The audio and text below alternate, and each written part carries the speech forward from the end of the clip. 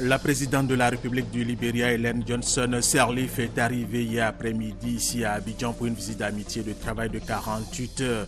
Au deuxième jour de cette visite, Ellen Johnson Sirleaf a été reçue ce lundi au palais présidentiel par le chef de l'État, Alassane Ouattara.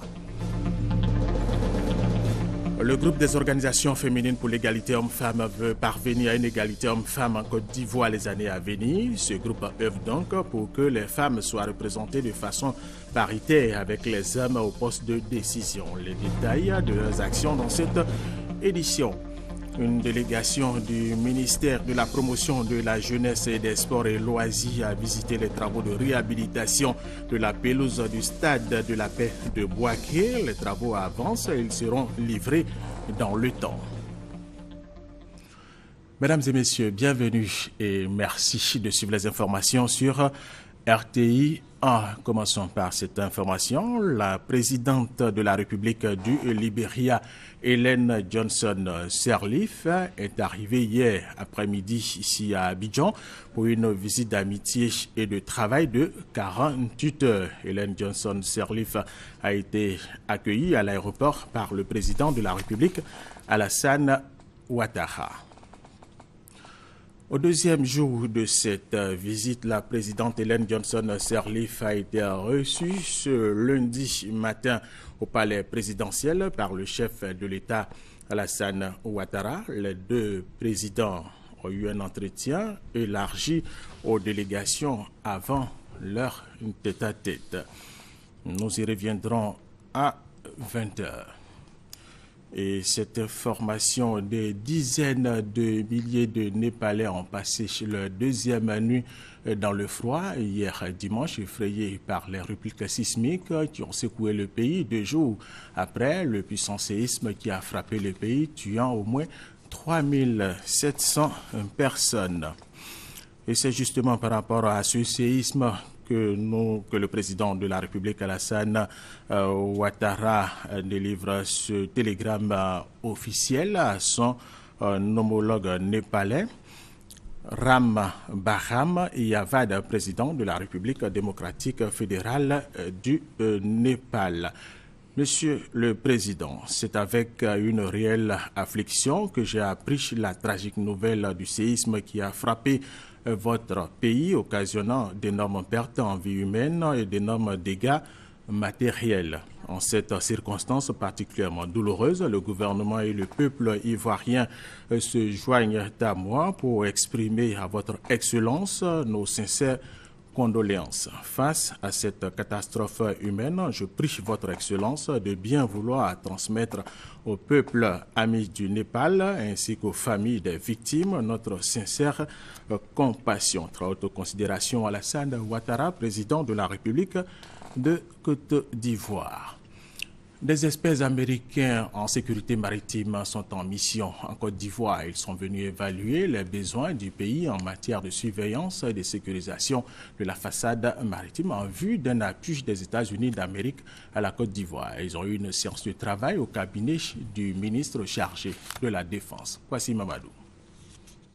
Le ministre chargé de la Défense en mission, c'est le directeur des cabinets civils et militaires, Alexis Aonzo, qui a reçu la délégation qui accompagnait l'attaché de défense des États-Unis d'Amérique en Côte d'Ivoire, le major Lee Michael. La raison pour cette étude est de déterminer la faisabilité et un plan d'action pour les moyens de surveillance pour les domaines maritimes.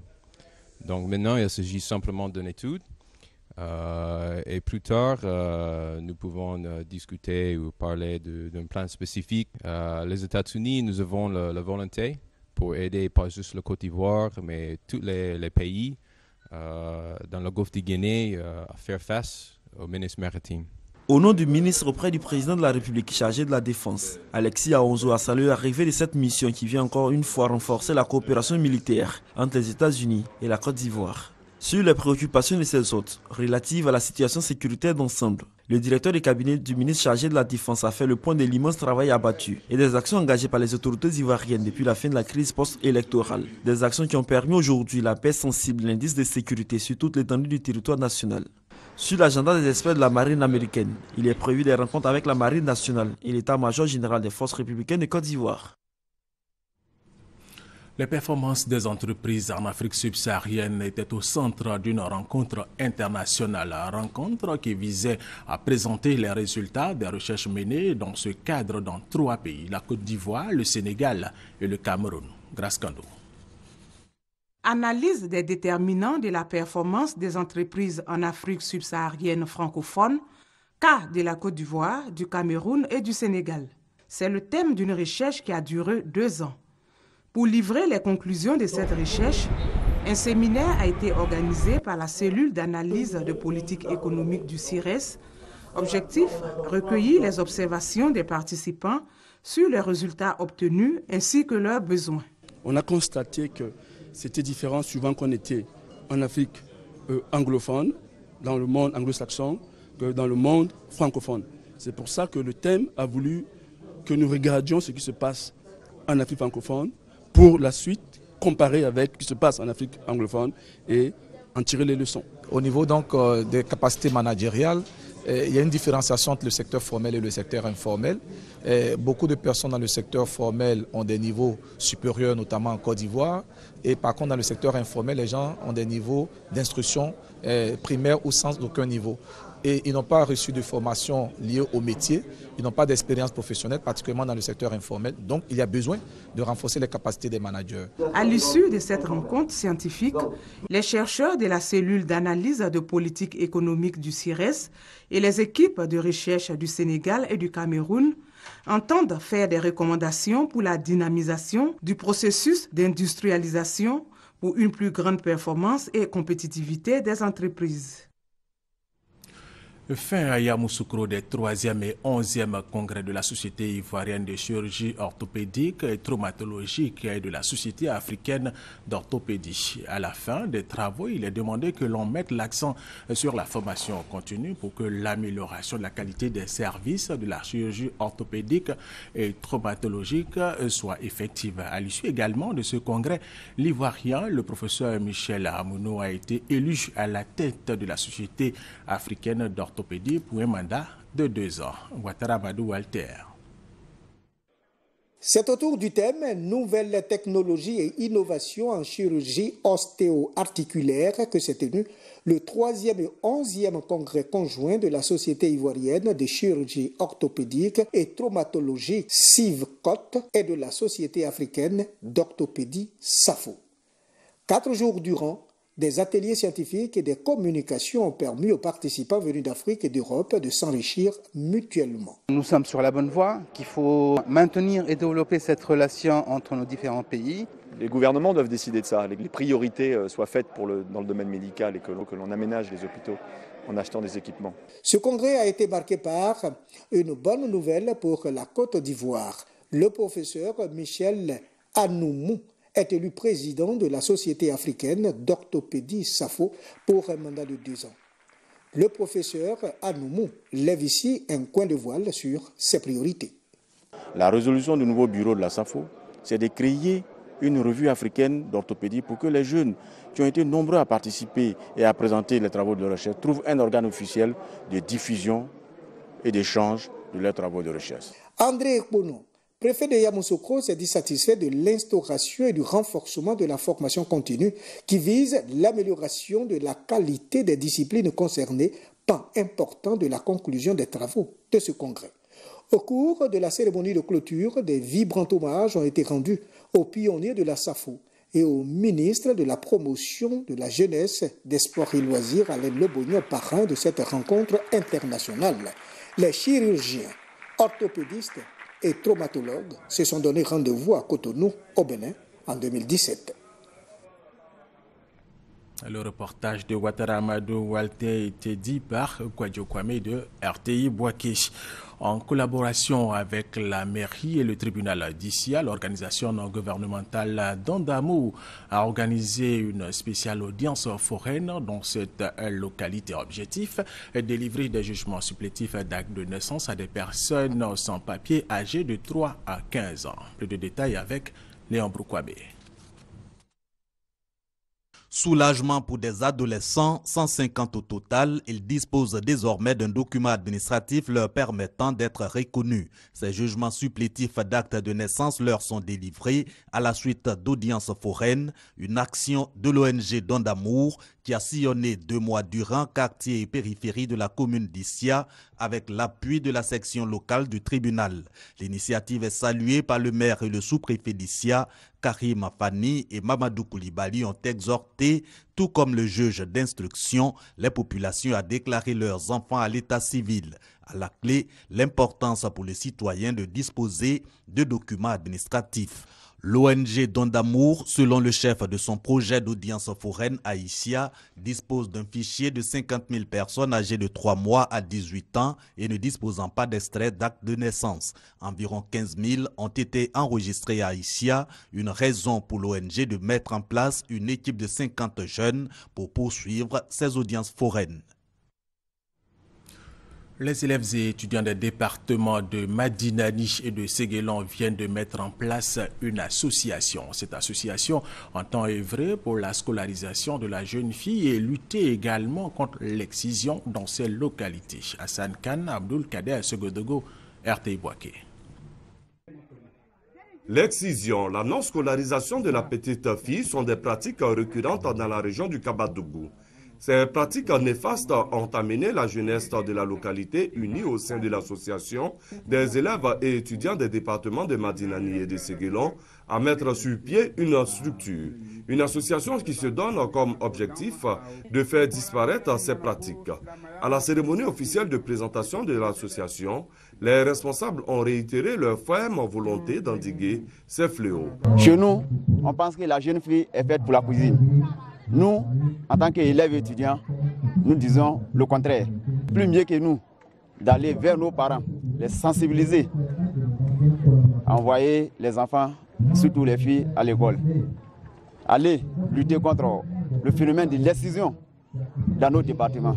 Le représentant du ministre des Transports, parrain de la cérémonie, salue l'action de la jeunesse du Kabadougou. Des mots d'encouragement à l'attention donc de l'association des élèves et étudiants de Madinani et de Séguélon, qui va dans le sens de la cohésion au niveau de la région, au niveau du département, de permettre véritablement que les actions de M. le Président de la République soient ressenties au niveau de nos populations. En outre, le représentant du parrain a exhorté la jeunesse du Kabadougou à renforcer ses liens de fraternité pour faire face aux défis du développement.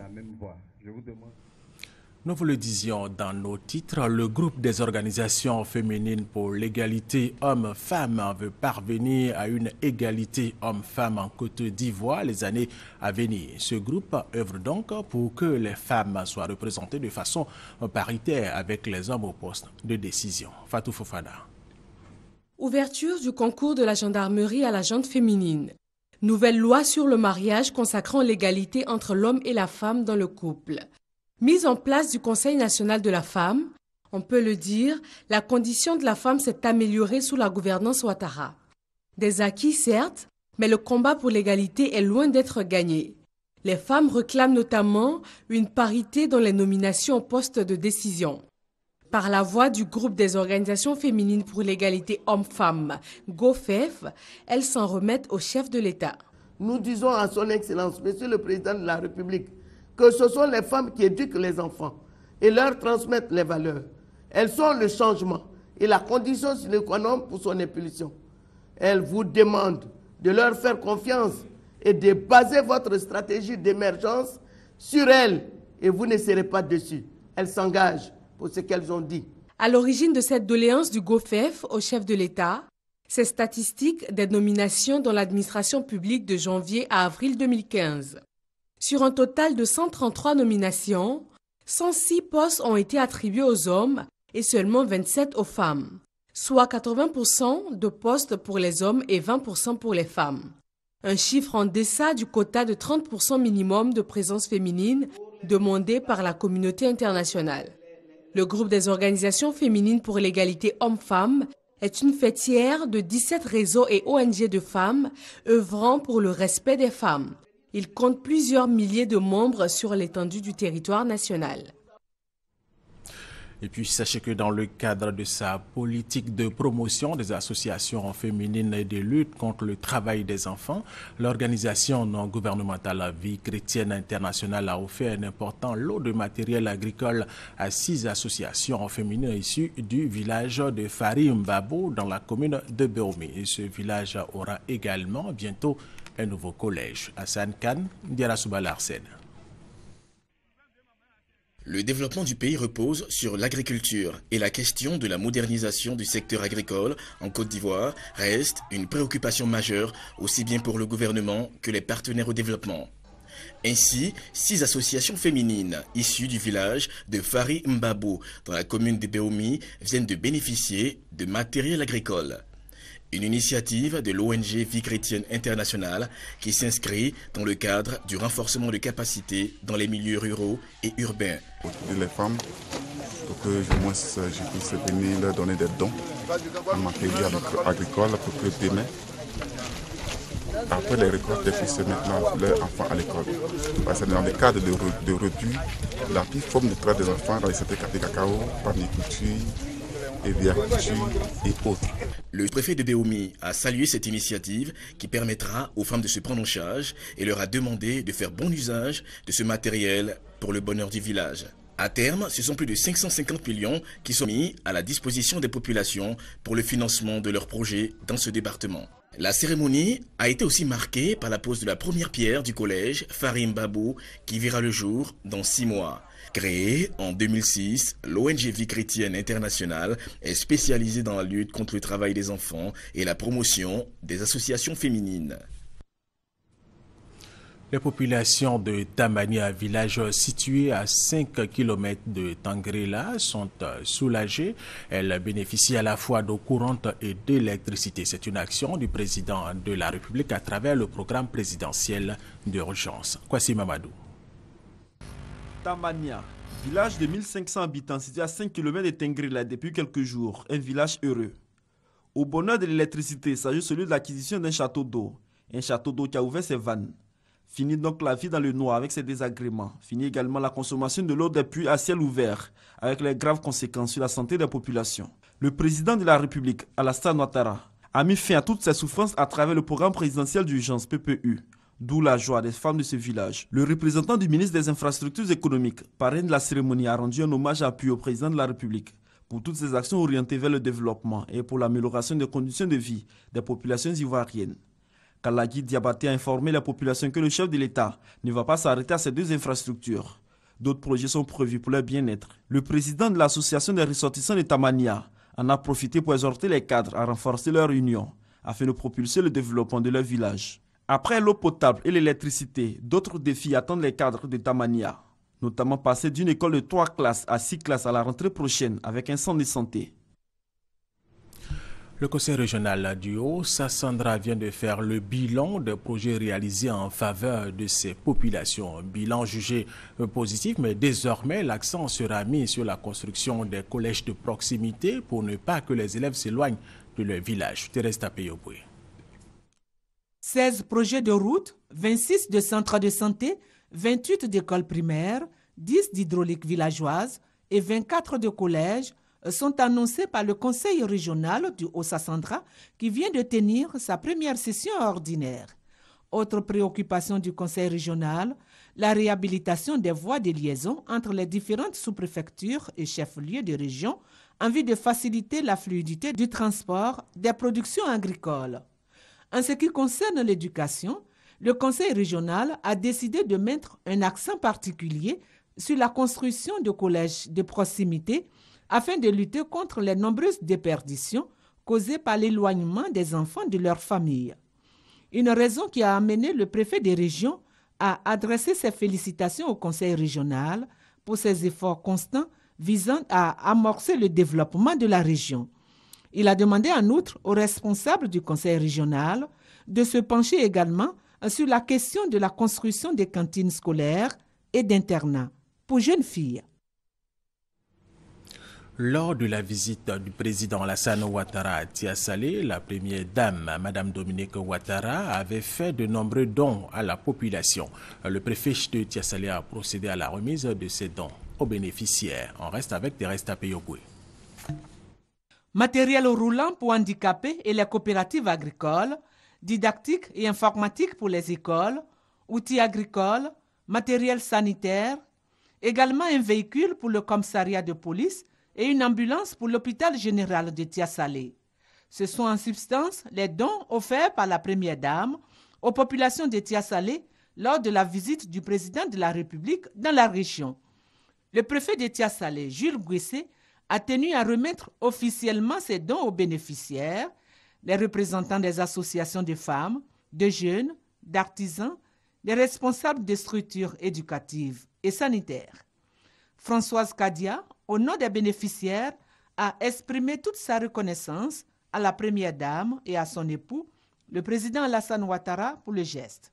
Par ailleurs, le préfet a informé les femmes de la mise à leur disposition de 80 millions de francs CFA logés dans une structure bancaire de la place de la part de la première dame.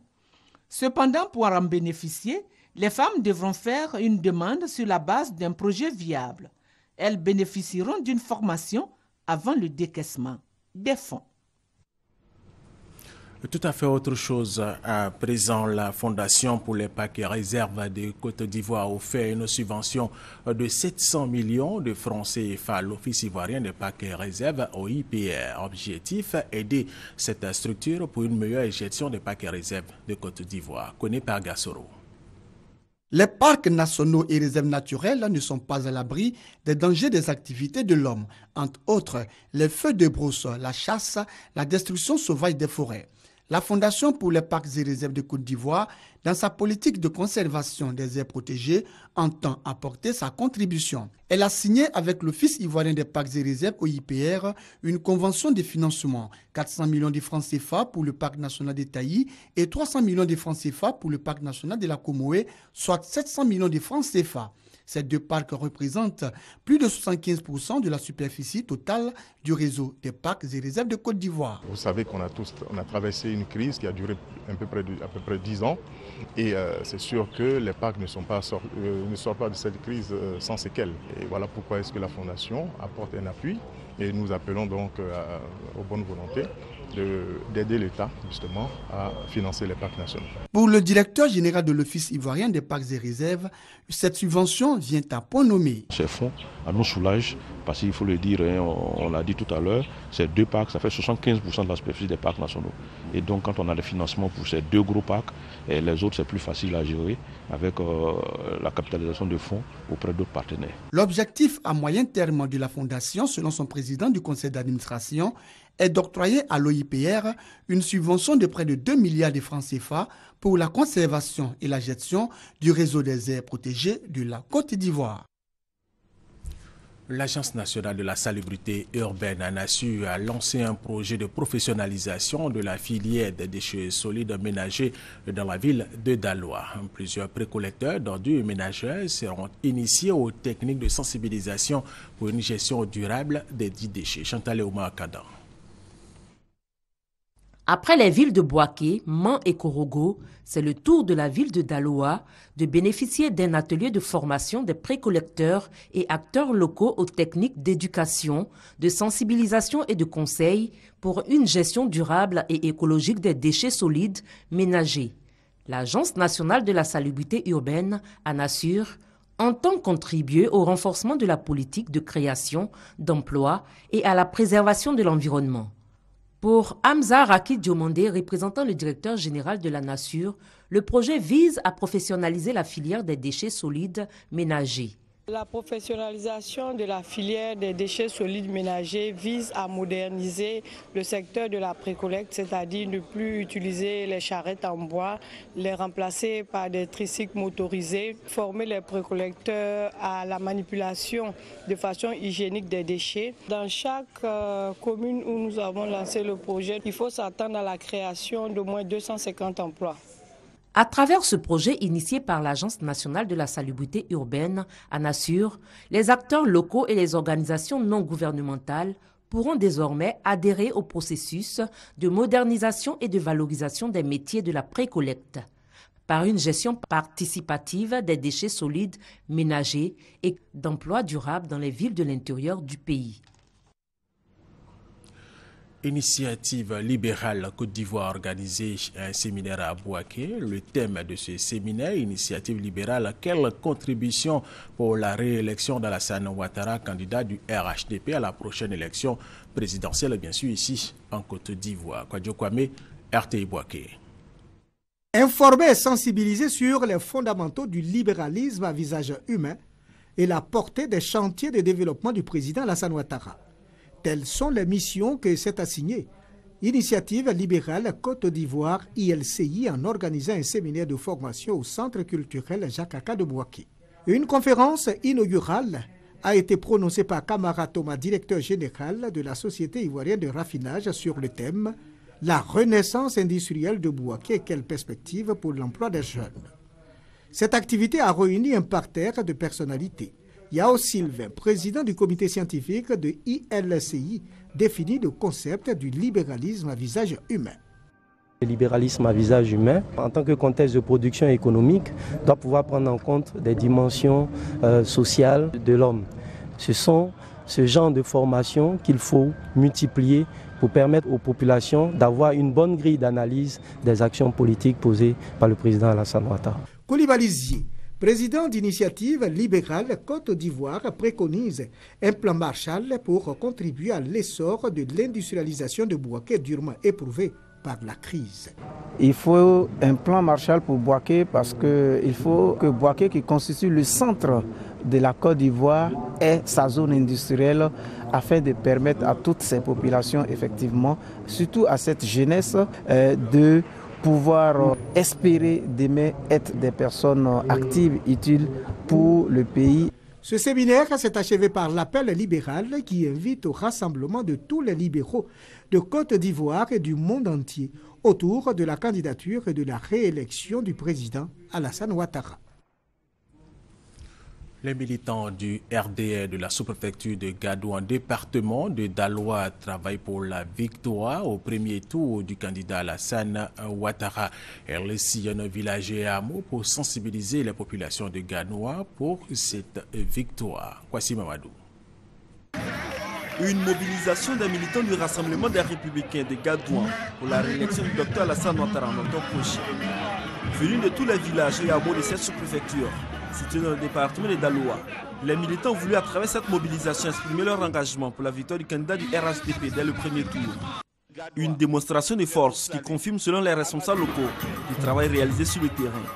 En moins de 3 ans, le nombre de sections est passé du simple au triple. Nous devons porter maintenant notre choix sur un bâtisseur, un homme de développement, le président Dr Alassane Ouattara, dont les actes posés en si peu de temps nous rassurent. Il est la solution à tous nos problèmes d'infrastructure de base, de pauvreté, bref, de développement. Regardez sur Alassane comment la Côte d'Ivoire inspire confiance et attire les hommes d'affaires qui rêvent de faire de notre pays un hub. Peuple de Gadouan, Zarouan, Djipré, Bebo-Sibo, accordons ainsi un mandat à Ado pour l'émergence de notre pays. Cette rentrée politique a permis aux représentants de la direction du parti de remettre des feuilles de route aux secrétaires des sections de Gadouan.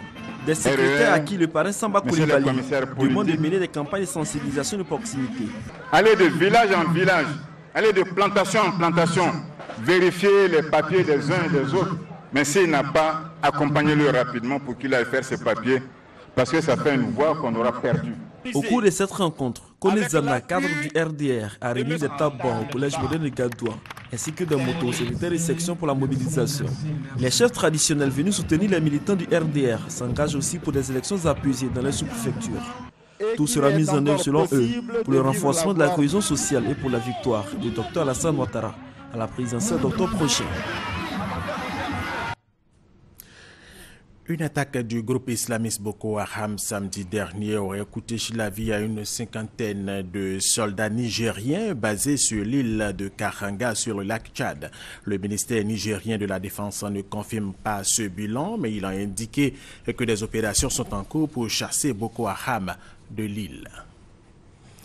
Au Burundi, la police anti-émeute burundaise a dispersé ce lundi matin à Bujumbura un millier de manifestants contestant la candidature du chef de l'État sortant Pierre Nkurunziza à la présidentielle du 26 juin prochain, au lendemain de protestations qui ont fait 3 morts par balle.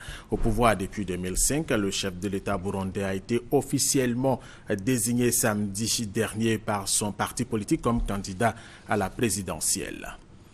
Revenons en Côte d'Ivoire et rendons-nous à Bouaké où une délégation du ministère de la Promotion de la Jeunesse et des Sports et Loisirs a visité les travaux de réhabilitation de la pelouse du stade de la Paix de Bouaké. Les travaux avancent, ils seront livrés dans le temps. Travaux de réhabilitation de la pelouse du stade de la Paix de Bouaké. Le chef du chantier explique les différentes étapes. La première étape, qui est l'étape inconditionnelle, c'est le traitement du sol. Ce qui a été fait.